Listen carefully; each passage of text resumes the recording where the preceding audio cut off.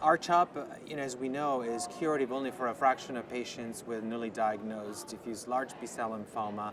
We generally refer to 60-65% overall, but that depends on the baseline risk factors. For patients with high-risk disease, that percentage unfortunately drops down to closer to 50%. So clearly there is an unmet need for patients with higher risk DLBCL for finding treatments that integrated into the R-CHOP platform can improve those results.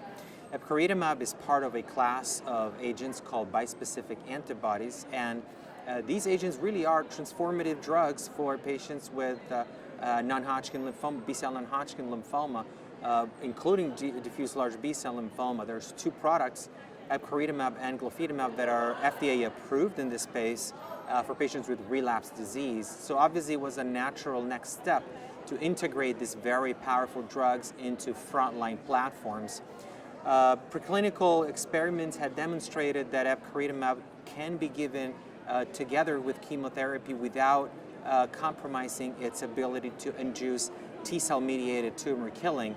So I think that it was only natural to then develop a combination of epcoritamab with R-CHOP for frontline therapy of large cell lymphoma.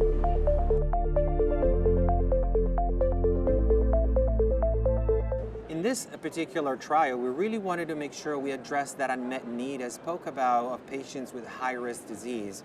There's different ways to define high-risk disease in the setting of large cell lymphoma, but the most perhaps well accepted and widely accepted is a simple clinical score called International Prognostic Index, and we decided to restrict the study to patients with an IPI score of 3 to 5, which really is the higher risk portion of patients with diffuse large B-cell lymphoma.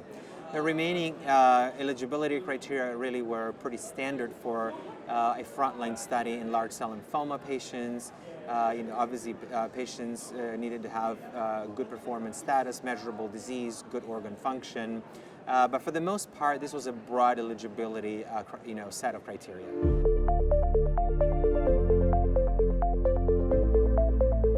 So in this study, we enrolled 47 patients, and this study had been presented already previously, but here we're presenting a longer follow-up at 38.8 months. And the characteristics of these patients were what one might expect for patients with high-risk DLBCL. All patients, as I mentioned, had an IPI of 3 or above. And really, it was very encouraging to see that at the end of induction and at the end really of the treatment program, the virtual totality of patients had an objective response, 98%. 85% of them had a complete response, and at 2 years, 87% of patients were alive and 80% were progression-free. The other interesting and important finding of the study was that most of the patients who had an objective radiographic response also had an early and deep clearance of minimal residual disease.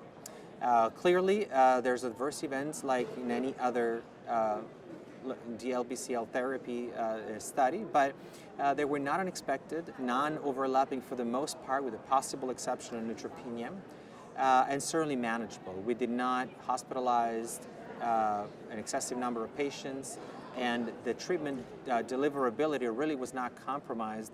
The median relative dose intensity of all the R-CHOP components was very close to 100%. So epcoritamab did not delay or compromise the delivery of the backbone therapy, which would otherwise represent the standard of care.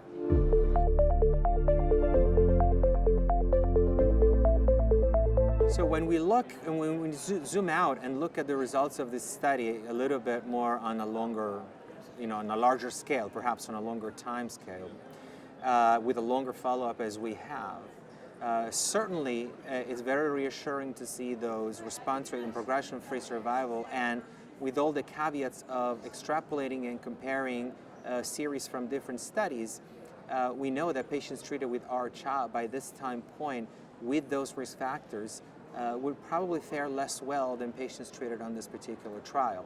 So this study actually formed the basis for the currently ongoing EPCOR DLBCL-2 trial. This is a global randomized phase 3 study comparing R-CHOP alone versus R-CHOP plus epcoritamab in patients with DLBCL newly diagnosed and an IPI score of 2 to 5 with this study powered to detect an improvement in patients with an IPI score of 3 to 5. And that's kind of reflective of the findings that we had. And so the study was going to read out in 2026. We'll know very soon. If the study were to be positive, I think that the population of patients best served by this particular treatment regimen are the patients who are in the most need right now, which are, again, the ones with higher risk disease. Obviously, there's other ways to identify higher risk disease by minimal residual disease, by molecular testing. That was not a question asked in this particular study, but I would imagine that such a powerful treatment would benefit those patients as well.